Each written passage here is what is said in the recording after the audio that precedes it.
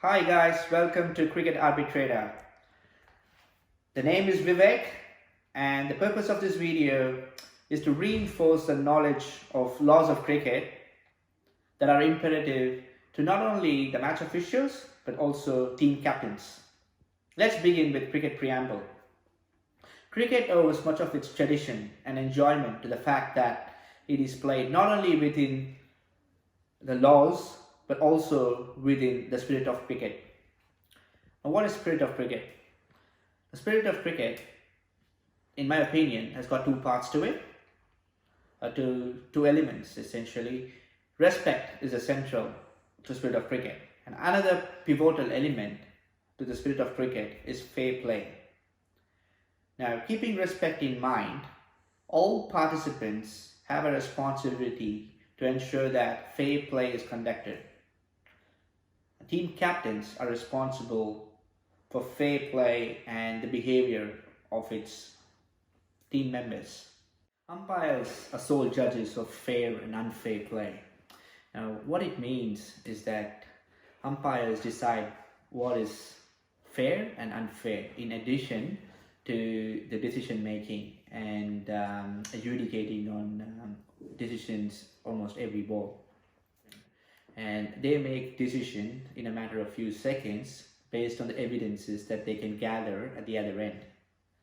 So if I were a player, I would definitely think twice before hurling abuse or criticism at the umpires for doing his or her job, and I would probably look right through their clothing to realize that they are just another human beings like all of us.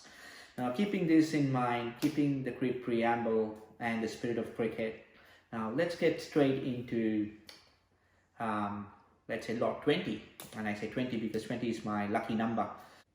To understand Law 20 dead ball, let us watch some videos. We shall use laws of cricket as a reference and apply them to these videos.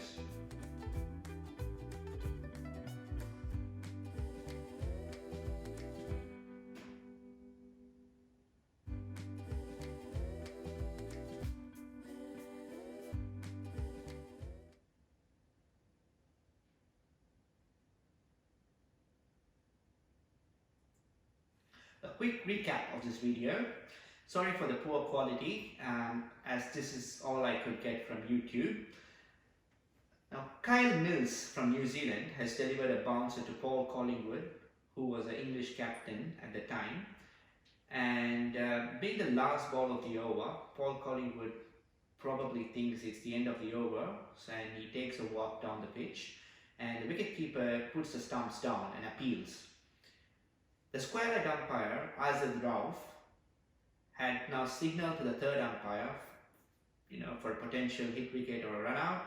And immediately as this happens, we see the bowler's end umpire, Daryl Harper, walk down towards Azad Rauf. He puts his hand on his shoulder and is seen talking to him. Now let us understand the role of the bowler's end umpire in this situation. Before we go on to that, let us continue watching the videos and shift our focus to the bowlers and umpire Daryl Harper.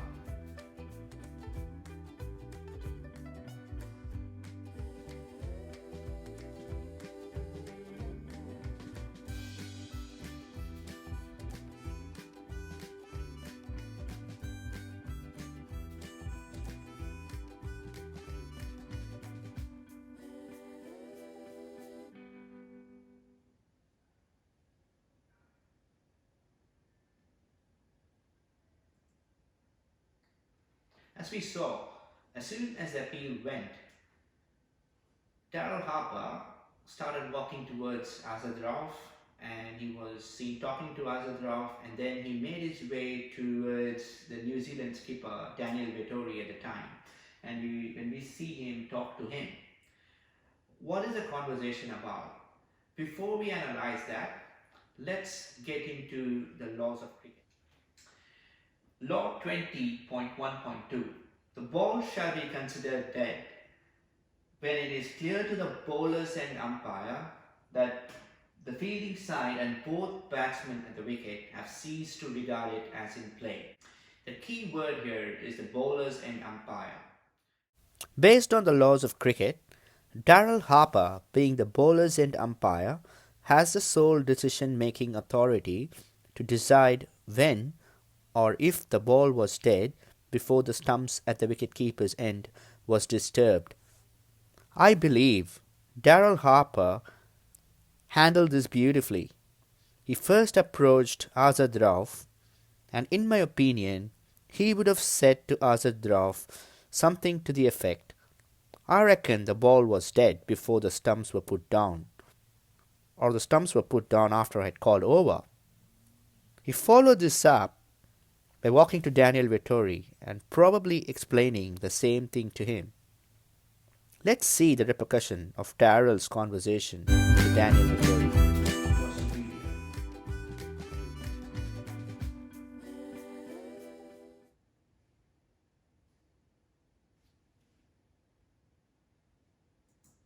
I'm pausing this video again. Now let's shift our focus to the square leg umpire Azad Rauf. We see him walking with his head pointing to the ground. Now as you see him walking in, it implies that he thinks the ball is dead. Because it's very clear that he's not in any position to look for the run out, and based on his body language, he thinks that the ball is out of play, the ball is dead, and he's walking in. And just to make sure that everything was okay, he signaled it to the third umpire because it could have been a hit wicket. So that's probably why he signaled to the third umpire.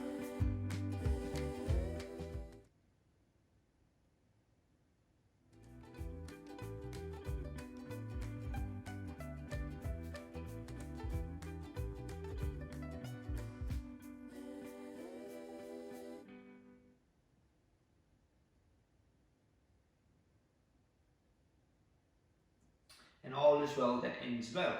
So we just saw the role played by the bowlers and umpire in deciding when the ball and if the ball was dead. Let us now watch this video, and we will then take a look at some of the dead ball laws and interpret, understand, and hopefully apply them to this particular video.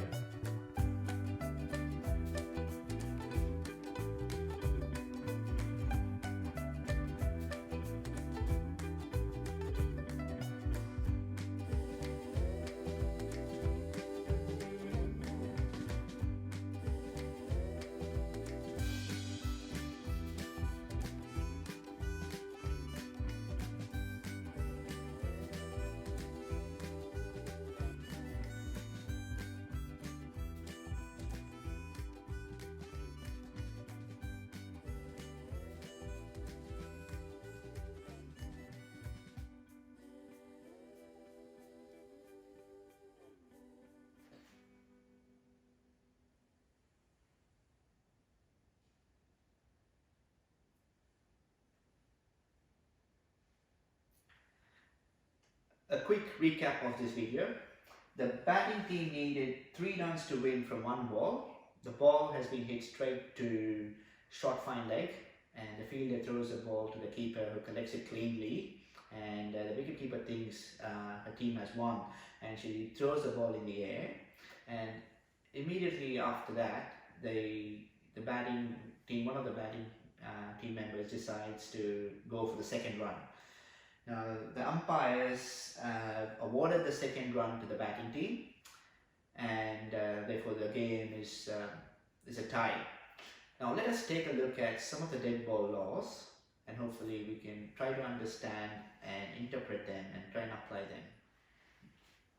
Law 20.1. Ball is dead. The ball becomes dead when it is finally settled in the hands of the wicketkeeper or of the bowler. The key word here is finally settled. Now, whether the ball is finally settled or not is a matter for the umpire alone to decide. That's Law 20.2, ball finally settled. So, what it says is the umpires decide when the ball is finally settled in the hands of the wicketkeeper or of the bowler. Law 20.3, call of over or time. Before we get into this law, let us understand when the umpire calls over and time. The call of over is made at the end of every over, and the call of time is made at the end of the last over before any interval or at the conclusion of a game. Reading this law, neither the call of over nor the call of time is to be made until the ball is dead. This means that the ball becomes dead in the mind of the umpire moments before he calls over or time. Let us now apply what we know into this video. A quick recap of the laws as we follow this video. A ball becomes dead when it is finally settled in the hands of the wicketkeeper. Whether the ball is finally settled or not is a matter for the umpire alone to decide. On this occasion, the fact that the umpires have allowed a second run tells me that they probably didn't think the ball was finally settled at that instant. Let us analyze now the body language of the batter at the far end at the same instant. As soon as the first run was completed, the batter at the far end probably thinks there's no second run in it, and that's clear from the body language where she has her hand on her knees. And let us shift the focus to the umpire. Now the umpire now starts walking in as a general practice. The umpires start walking in towards the stumps when they think both the fielding side and both the batsmen have ceased to regard it as in play. That in their mind that there is no play possible. That's when the umpires start walking in. So to me, that could have been the instant where, as the umpires just started walking in, he could have called time and signaled the end of the game. But as soon as he realized that the batters are gone for the second run, he immediately stops and brings him back in play. The umpire who officiated at the bowler's end in this particular game is my colleague from Cricket Victoria. I did have a chat with him before adding this video.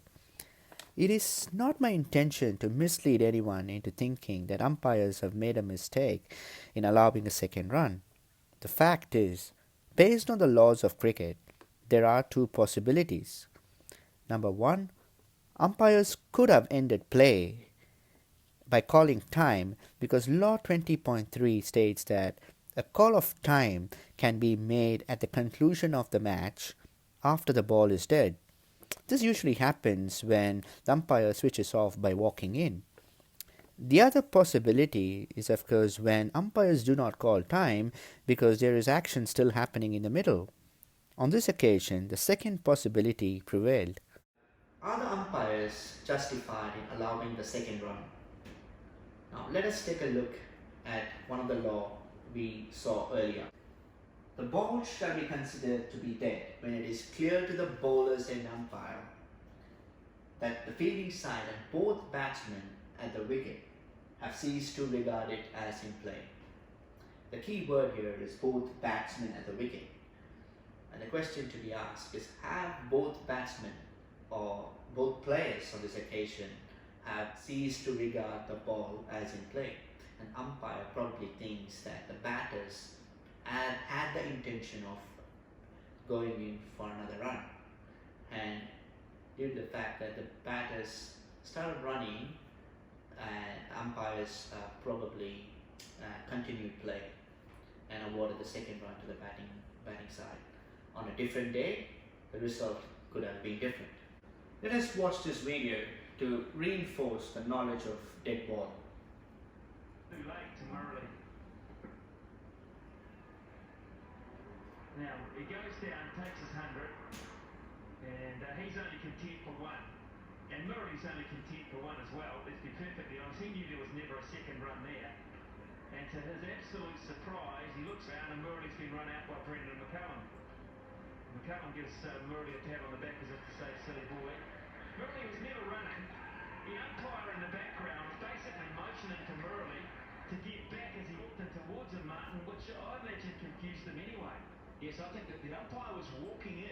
which is unusual. Well, he's walking in because he's going to the other side to be square leg to Murali, but he's confused Murali by the fact that he's walking in. Murali thinks. To give a context to this video, Kumar Sangakkara is batting on 99 and he's just flicked the ball straight to fine leg and completes one run. And as soon as the single is completed, Sangakkara reaches the 100. As the commentators were saying, there was no intention for both batsmen to go for the second run. And the umpire actually ruled Murali out because Brendan McCallum, the wicket-keeper, had taken the bails and appealed. Now, let us look at the umpire, how he gestures to Muralidharan, motioning him to get back to his crease. The ball's dead, and now looks behind, having touched down to secure Sangakkara's 100. The umpire sees no. There you go. So you see the umpire motioning to Muralidharan, asking him to get back. Because you'll be run out, and you are, and that's all a bit silly, isn't So it? to understand this, let us now take a look at the dead ball laws which we learned earlier. Law 20.1. Ball is dead. The ball becomes dead when it is finally settled in the hands of the wicketkeeper or of the bowler. And on this occasion, when Muralidharan left the crease, the ball was not finally settled in the hands of the wicketkeeper. So just before the wicketkeeper collected the ball, Muralidharan had completed the first run and he had taken a few steps towards Sangakkara to potentially congratulate him on reaching the 100. Now the other part to this is Law 20.2, ball finally settled. Whether the ball is finally settled or not is a matter for the umpire alone to decide.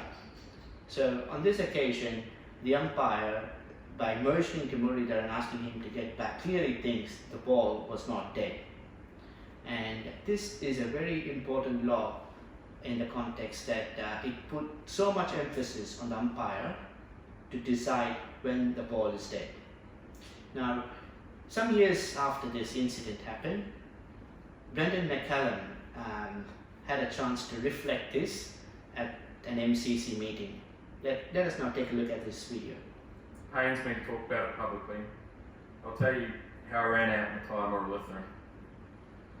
We were playing Sri Lanka at Lancaster Park in Christchurch in late 2006. Kumar Sangakkara scored a magnificent 100 in the second innings.